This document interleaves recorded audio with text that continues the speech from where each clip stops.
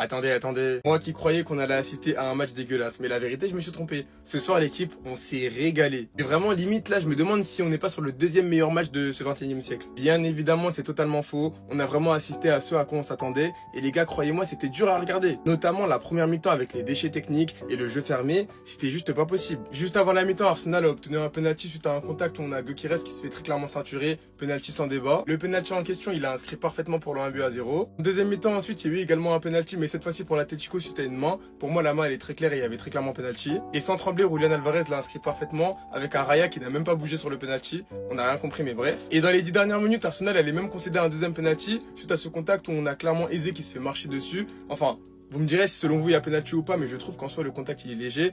Mais les règles, en fait on comprend plus rien. Parce que oui, en soi le contact est léger, mais il est quand même touché. Même si derrière c'est vrai qu'on a Eze qui se laisse tomber.